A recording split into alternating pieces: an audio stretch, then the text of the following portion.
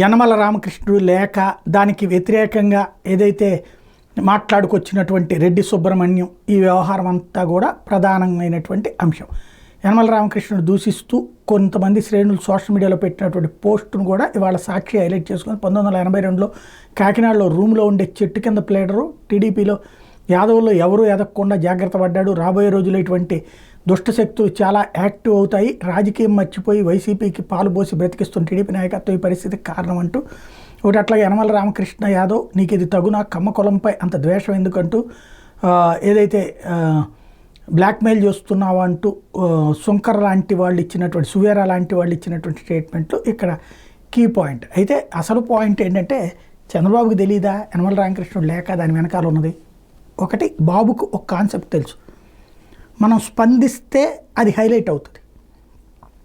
Telugu Desam party నుంచి అధికారికంగా ఎవరు స్పందించారు? రెడ్డి సుబ్రహ్మణ్యం కూడా లోకల్ పబ్లిసిటీ కోసం చేసుకొచ్చిందే తప్పించి పార్టీ అధికారికంగా లేకపోతే లోకల్గా ఉన్న పత్రికల్లో రాయించుకోవడం, లేకపోతే ఈ పార్టీకి ఊరుకునేదా తెలుగుదేశం పార్టీకి అనుకూలంగా ఉన్నటువంటి పత్రికలు యనమల చరిత్ర అంతా తిరగరాసి తిప్పిగొట్టి వాయించి వదిలిపెట్టాయి కదా యనమల రాసిన లేఖ మీదన. అందులో సామాజిక వర్గము లెక్క ఉంది, రెండో పక్కన చంద్రబాబు అంటే అపారమైన ప్రాణం పెట్టేటటువంటిది ఉంది. బేసిక్గా యనమల రామకృష్ణుడు ఇప్పుడు వెళ్ళి వైఎస్ఆర్ కాంగ్రెస్ పార్టీ చేరేది లేదు, ఆయన వల్ల పోయేదేమీ లేదు.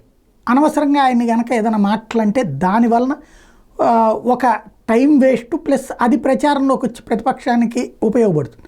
కాబట్టి ప్రతిపక్షానికి ఉపయోగపడకుండా ఉండాలంటే ఏది హైలైట్ కావాలి, ఏది డౌన్ చేయాలో బాగా తెలుసు చంద్రబాబుకి. అందుకే ఆయన మేధావి అంటారు.